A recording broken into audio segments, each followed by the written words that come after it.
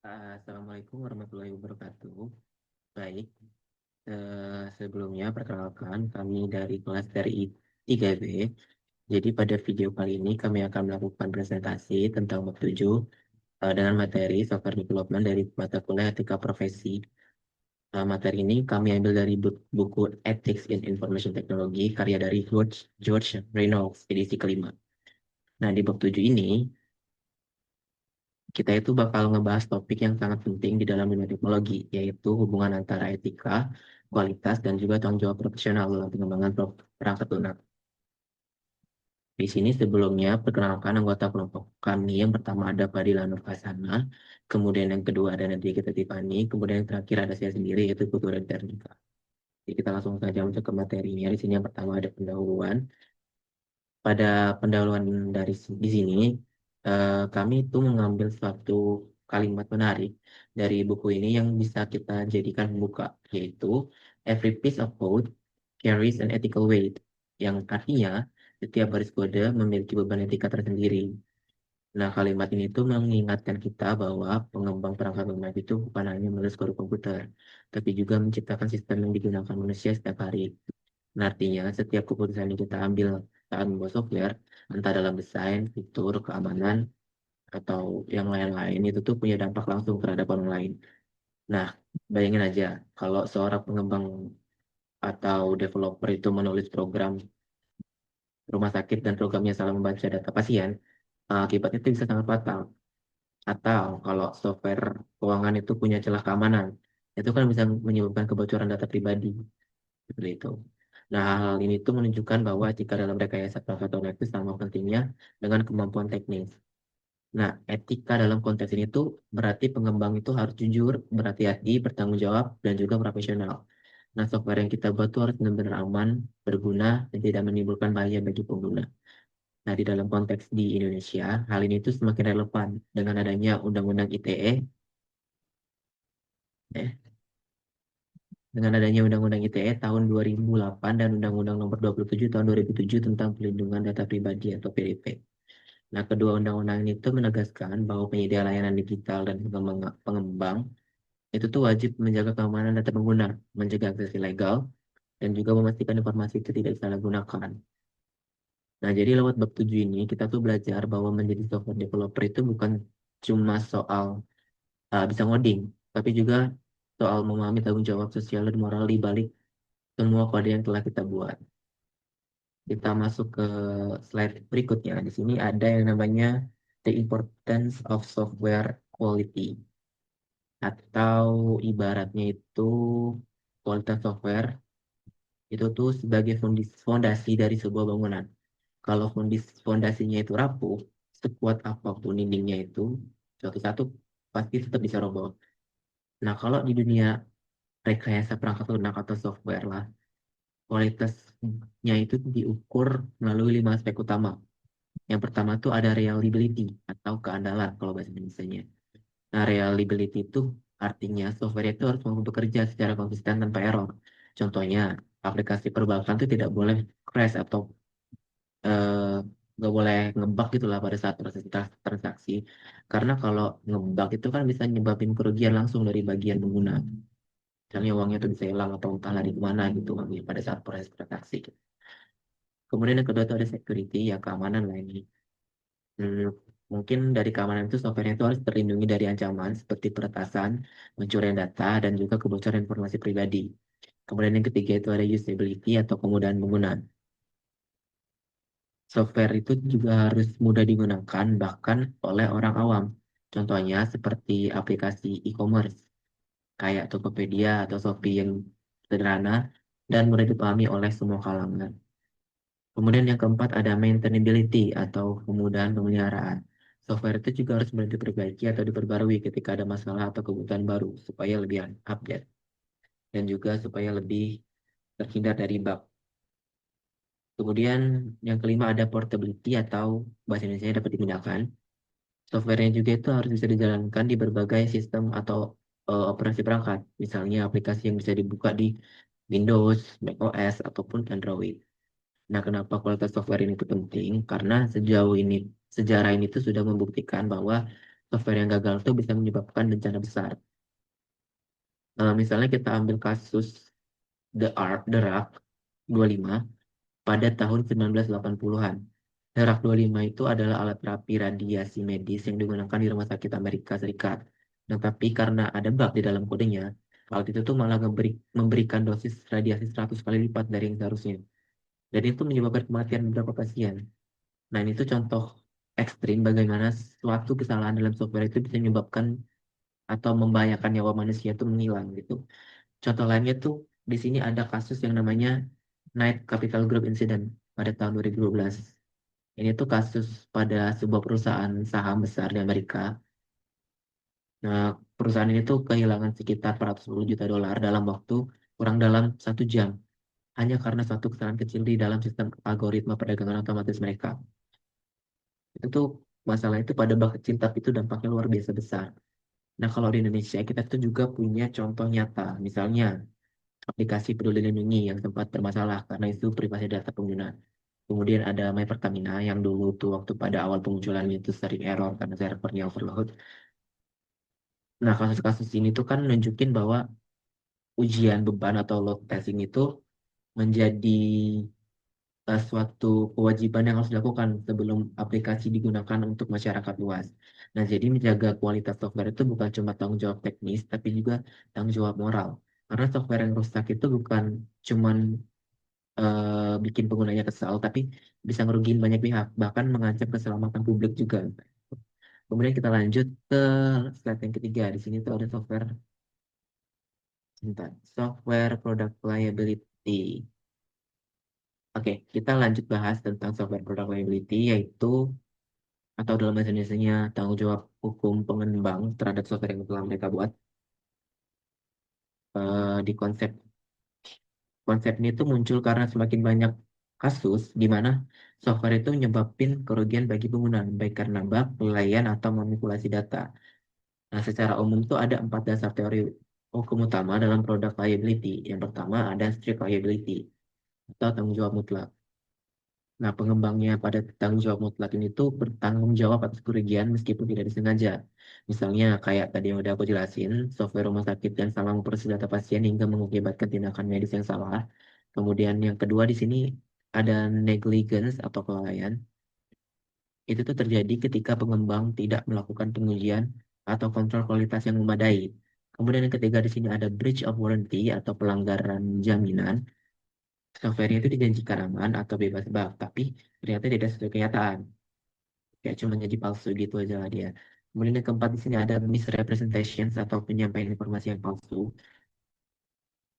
Misrepresentation ini tuh artinya pengembang itu memberikan klaim palsu tentang kemampuan softwarenya. Misalnya mengaku softwarenya itu aman gitu, tapi pas dicoba ternyata datanya itu udah mudah bocor gitu pas dilakukan percobaan. Di dalam konteks di Indonesia, konsep tanggung jawab ini tuh diperkuat pada Undang-Undang ITE pasal 30 sampai 33 yang melanggar akses ilegal, gangguan sistem, dan manipulasi data, serta pada Undang-Undang PDP pasal 39 sampai 46 yang membahas tanggung jawab pengendalian data pribadi. Nah, kasus nyata di Indonesia itu bisa kita lihat dari kasus kebocoran data EKTP, data Tokopedia pada tahun 2020, dan data Dapodik di Kemendikbud. Nah, dalam kasus Tokopedia nih misalnya, 90 juta data penggunanya itu bocor dan dijual di forum online. Nah, meskipun perusahaan itu menutupinya dengan alasan teknis, publik itu tetap kehilangan kepercayaan. Nah, hal ini itu nunjukin bahwa software itu bukan hanya produk teknologi, tapi juga produk kepercayaan. Jadi pengembangan software tidak bisa bersembunyi di balik alasan bug tidak disengaja, tapi karena ketika software digunakan oleh masyarakat,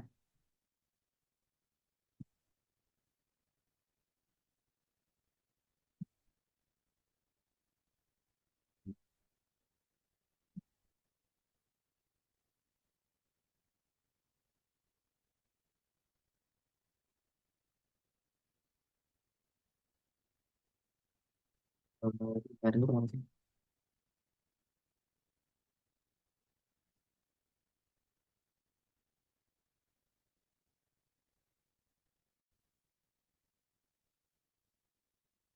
Nah, lanjut, maaf tadi laptopnya nge-lag. Oke, lanjut. yang tetap di slide ketiga di sini tuh, jadi pengembang software itu tidak bisa bersembunyi di balik alasan bug gitu. Karena ketika softwarenya udah digunakan di masyarakat atau udah dipublis gitu lah, tanggung jawab moral dan hukumnya itu ikut melekat pada pembuatnya. Seperti itu. Kemudian kita lanjut ke slide. Hmm,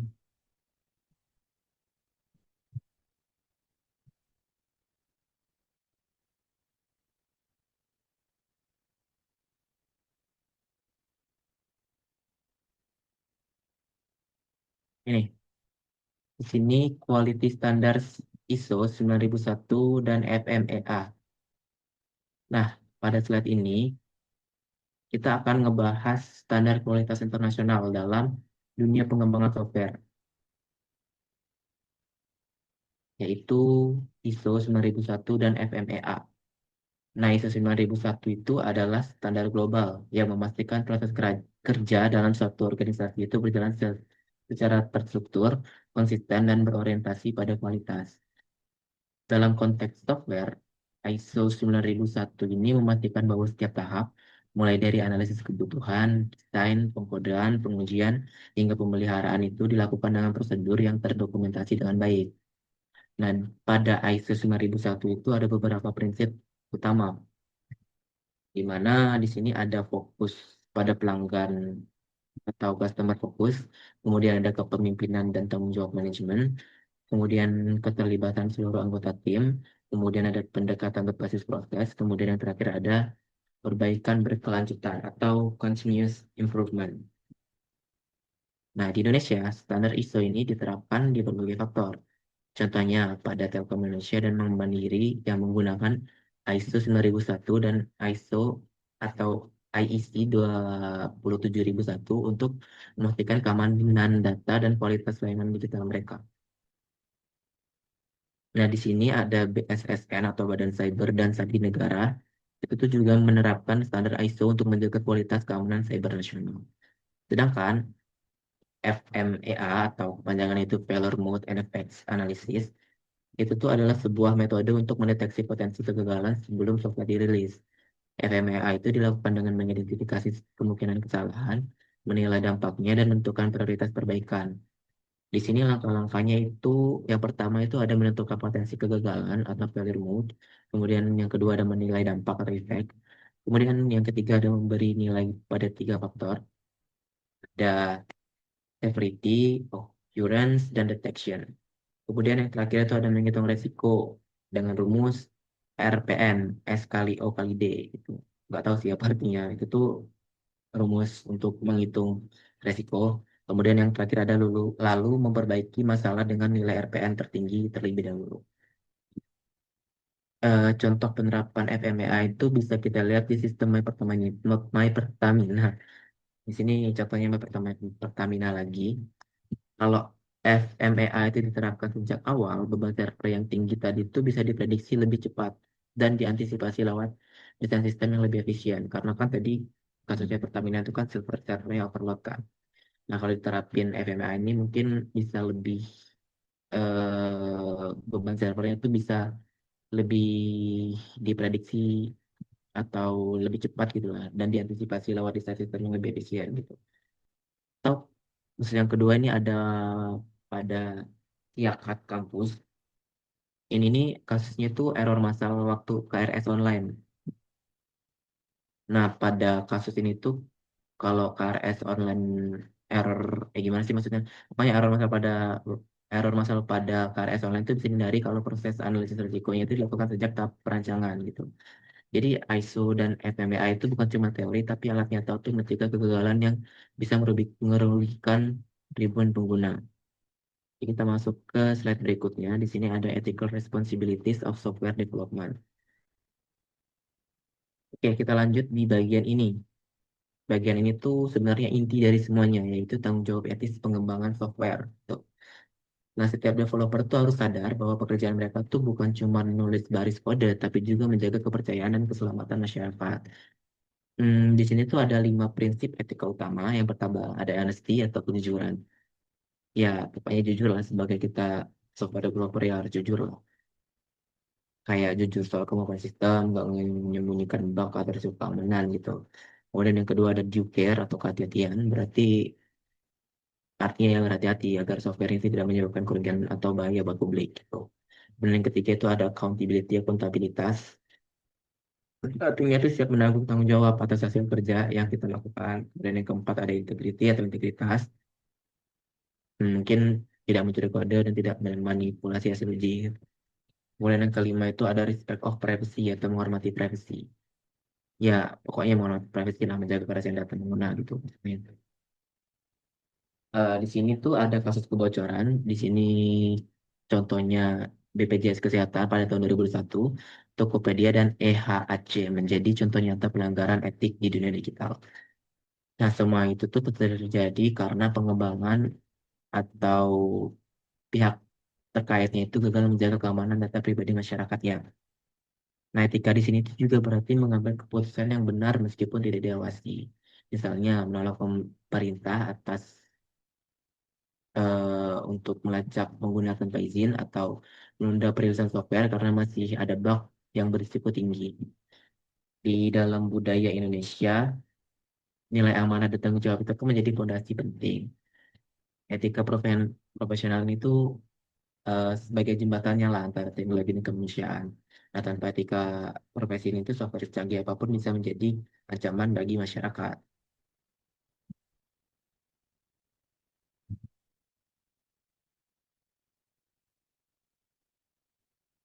Oke, di slide ke terakhir nih kayaknya. Di sini tuh ada yang namanya summary and discussion. Kalau disimpulin di bab 7 ini menjelaskan bahwa software development itu adalah kegiatan teknis yang memiliki konsekuensi etis dan sosial. Kualitas, keamanan, dan kepercayaan itu menjadi tiga hal utama yang tidak bisa dipisahkan dari profesi pengembang. Nah, kita tuh tadi udah belajar bahwa kualitas software itu mencakup keandalan, keamanan, kemudahan, dan portabilitas. Kegagalan software itu juga bisa menyebabkan kerugian besar, bahkan bisa menyebabkan kerugian nyawa. Kemudian ada product liability yang mengajarkan bahwa pengembang itu punya tanggung jawab hukum atas dampak softwarenya.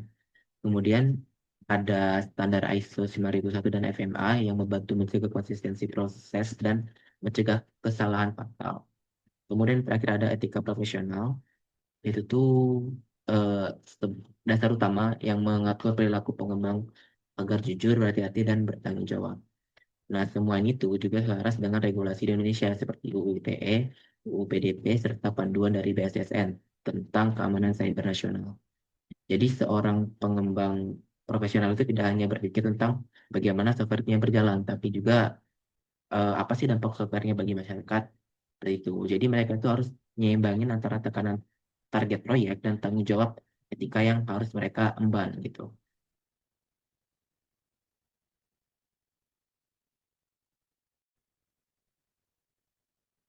Baik, di slide selanjutnya itu ada software development methodologies dan and quality assurance. Di bagian ini saya akan menjelaskan mengenai software development methodologies dan quality assurance atau yang biasa disingkat QA. Dalam dunia teknologi informasi, pengembangan perangkat lunak tidak hanya berfokus pada aspek teknis atau fungsionalitasnya saja, tapi juga berkaitan erat dengan tanggung jawab etis dan profesional dari para pengembangnya. Eh, Setiap baris kode yang dibuat memiliki konsekuensi terhadap keamanan, keandalan, dan kenyamanan pengguna.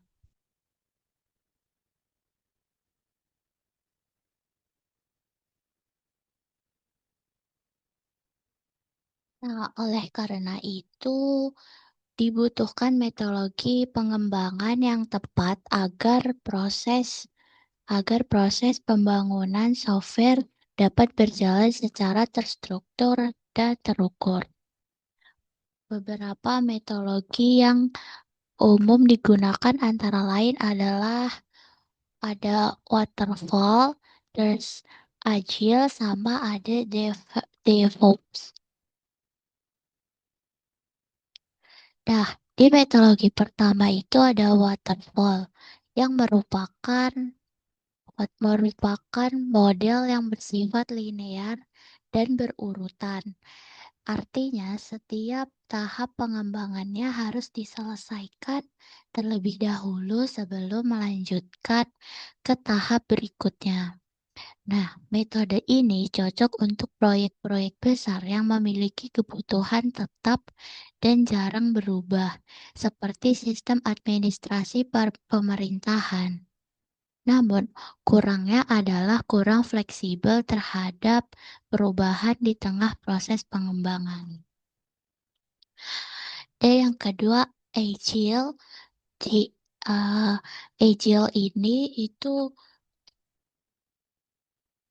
Agile ini berfokus pada iterasi atau pengembangan bertahap dengan melibatkan kolaborasi aktif antara pengembang dan pengguna.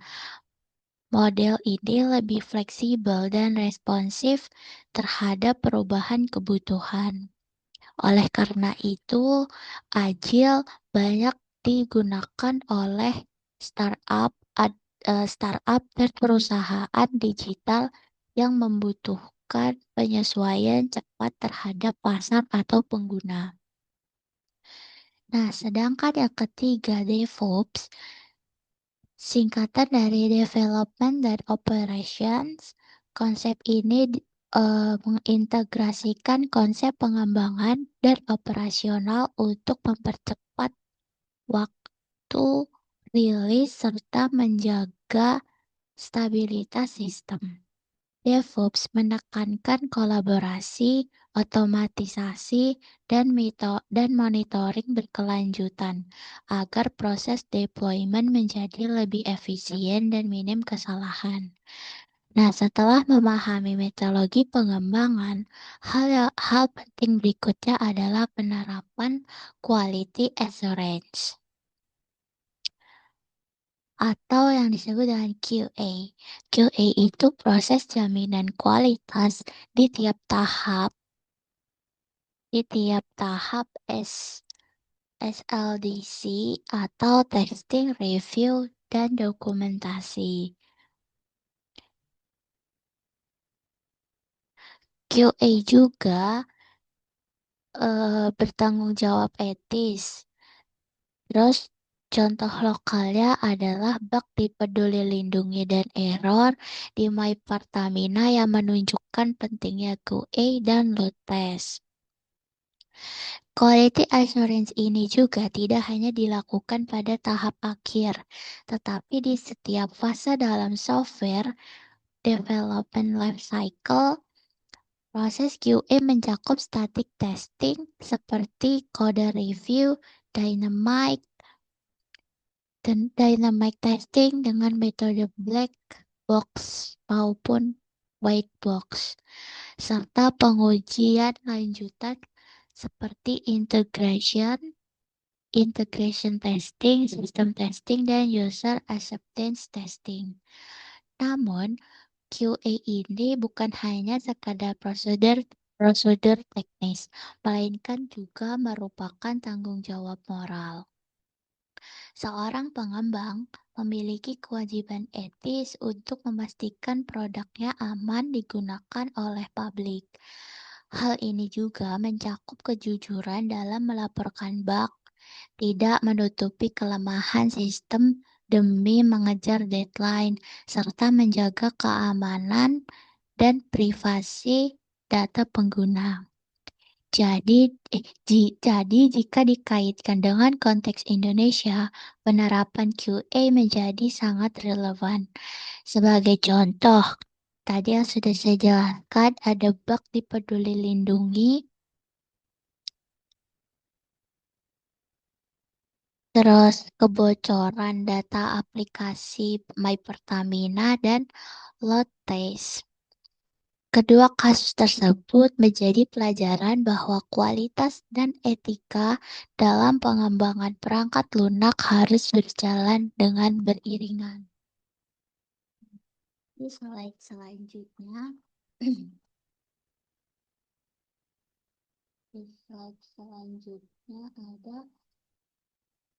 di slide selanjutnya ada capability maturity model integration atau CMMI. CMMI adalah model peningkatan proses yang mengukur tingkat kematangan suatu organisasi dalam mengelola proses pengembangan perangkat lunak. Dengan kata lain, CMMI membantu organisasi memastikan bahwa setiap proses pengembangan dilakukan secara konsisten, terukur, dan dapat terus ditingkatkan. Di CMMI itu ada 5 level kematangan. Yang pertama ada initial, terus ada managed, ada defined, ada quantitatively, dan ada optimizing. Nah, level pertama itu initial. Initial di mana proses pengembangan masih acak, tidak terorganisir, dan bergantung pada individu. Biasanya, jika terjadi masalah, proyek mudah sekali terganggu. Di kedua, ada managed. Pada level ini, organisasi sudah mulai memiliki pengelolaan dasar dan dokumentasi sederhana untuk setiap proyek. Di level ketiga ada divide.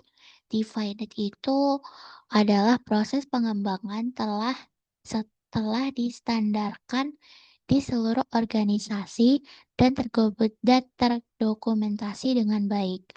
Semua proyek mengikuti prosedur yang seragam. Di level keempat ada quantitatively managed.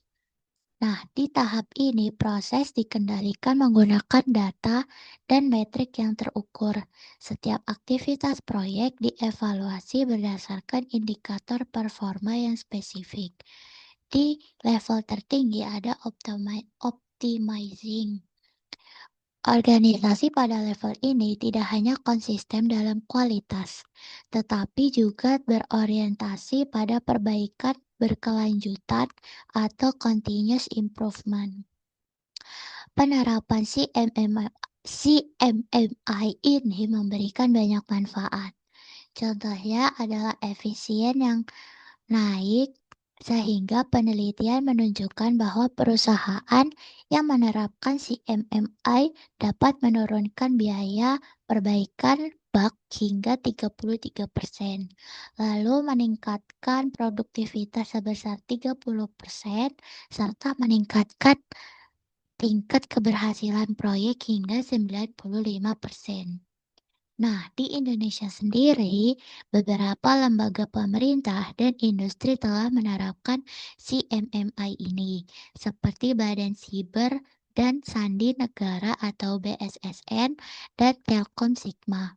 Penerapan CMMI membantu meningkatkan kualitas layanan digital, mengurangi resiko kegagalan proyek, serta memperkuat kepercayaan masyarakat terhadap sistem informasi pemerintah. Dengan demikian, CMMI bukan hanya sekadar sertifikasi norm formal, tetapi juga menjadi fondasi penting untuk membangun budaya kerja profesional, terukur, dan berorientasi pada peningkatan kualitas di sektor teknologi informasi.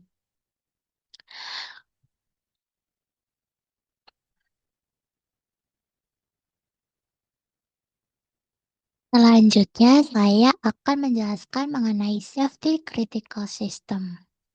Safety Critical System adalah sistem perangkat lunak yang jika mengalami kegagalan dapat menimbulkan konsekuensi serius seperti cedera, kerugian besar, bahkan kematian. Sistem seperti ini biasanya digunakan dalam bidang kesehatan, penerbangan, pertahanan, transportasi, dan mitigasi bencana.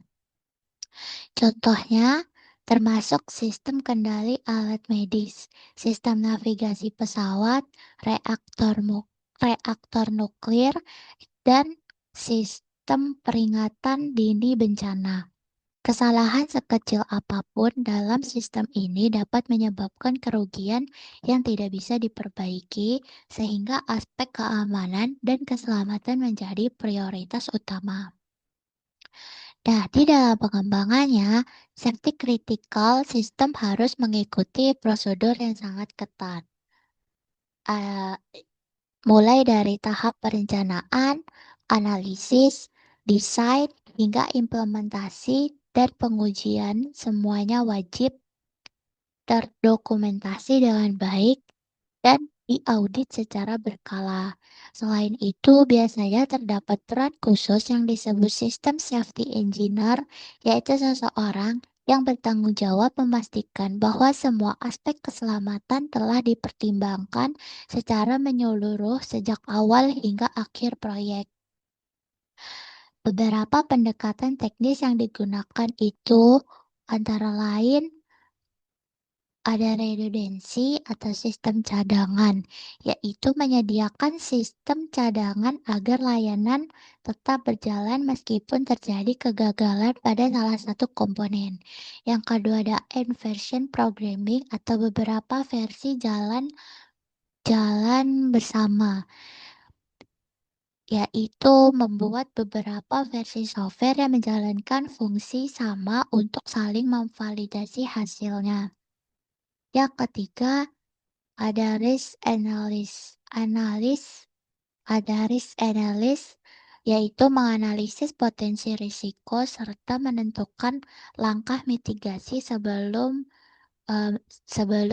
menjalankan sistem. Ada banyak contoh nyata dari kegagalan sistem seperti ini. Misalnya pada kasus Terak 25, bug pada perangkat medis menyebabkan pasien terkena overdosis radiasi dan mengakibatkan kematian.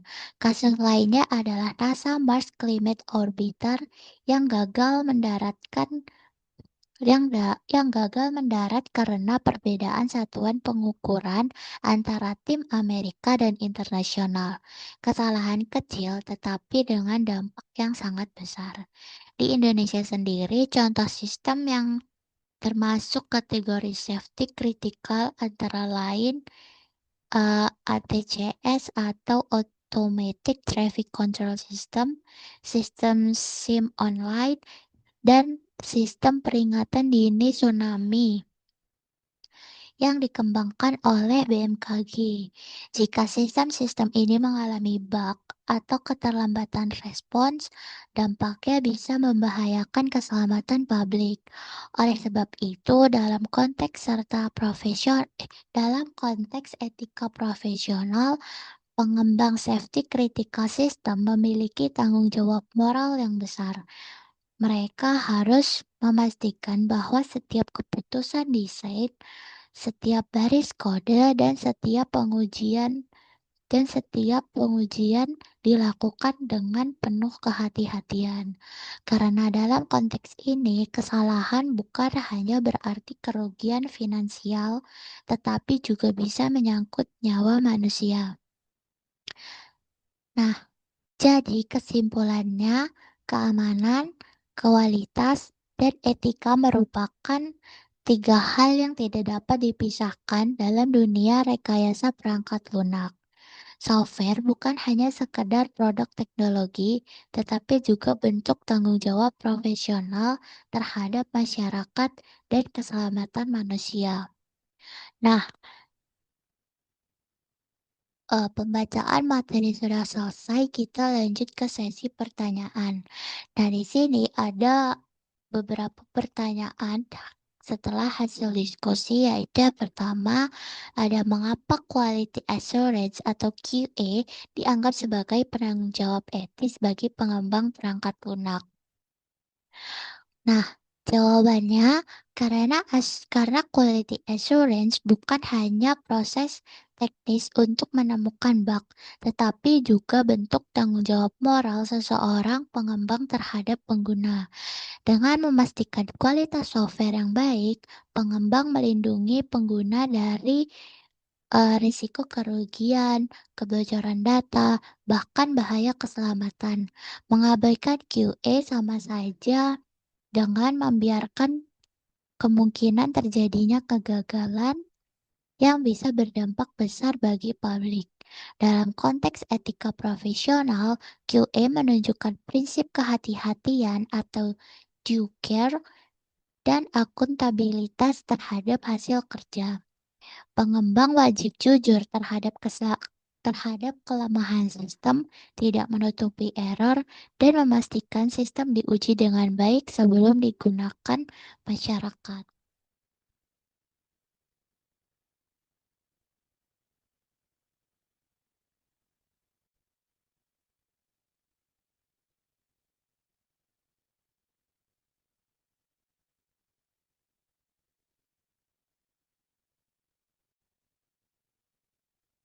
Ya, di sini ada satu pertanyaan untuk diskusi.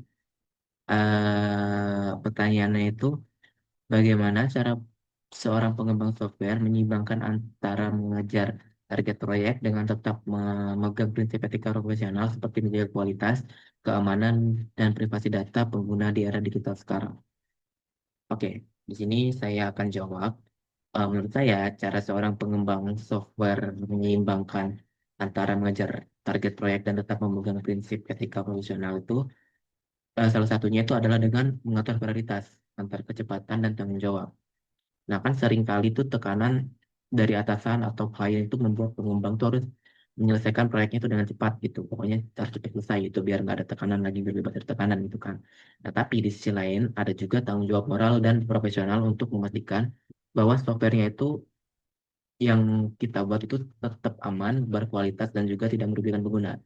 Jadi kuncinya itu ada di kesadaran diri kita sebenarnya buat menjaga etika dan manajemen proses kerja kita gitu. Nah, mungkin yang pertama itu pengembang atau developernya itu harus berani menolak waktu kerja yang tidak etis. Contohnya tuh kayak memotong proses pengujian hanya demi cepat perilisan gitu, biar cepat-cepat selesai gitu. Atau menyembunyikan bug yang bisa berisiko bagi pengguna kayak yang udah aku jelasin tadi. Kemudian mungkin kejujuran dan transparansi terhadap tim dan klien.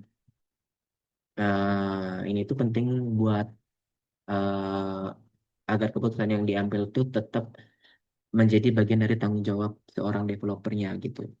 Kemudian yang kedua mungkin ya di sini tuh tim pengembang atau developernya itu bisa menerapkan standar kualitas seperti ISO 9001 dan metode FMEA untuk membantu menjaga keseimbangan antar efisiensi dan keamanan. Nah, dengan standar seperti ini tuh proses kerja jadi bisa lebih terstruktur. Artinya waktunya bisa dihemat tanpa mengorbankan kualitas. Kemudian yang ketiga, mungkin perlu adanya komunikasi yang baik antar tim ya. Kadang kan masalahnya itu bukan karena teknis, tapi karena tekanan dari manajemen yang tidak memahami risiko. Nah, kalau pengembangnya bisa menjelaskan dengan data dan analisis risiko bahwa menunda rilisnya itu lebih aman daripada merilis produk berisiko, maka keputusannya itu bisa dibilang lebih bijak gitu lah. Mungkin yang terakhir di sini ada pengembang juga itu harus punya kesadaran etis pribadi. Etika itu kan nggak datang dari peraturan aja kan ya, tapi dari niat untuk menjaga kepercayaan pengguna. Karena pada akhirnya software yang kita buat tuh bukan hanya soal teknologi, tapi juga soal tanggung jawab terhadap manusia yang menggunakannya. Jadi keseimbangannya itu bisa dicapai dengan satu prinsip yang udah aku jelasin tadi itu. Mungkin itu aja jawaban dari saya. Terima kasih telah menonton video kami sampai akhir. Jika ada salah kata atau perkataan kami yang kurang berkenan, mohon dimaafkan. Kami akhiri. Wassalamualaikum warahmatullahi wabarakatuh.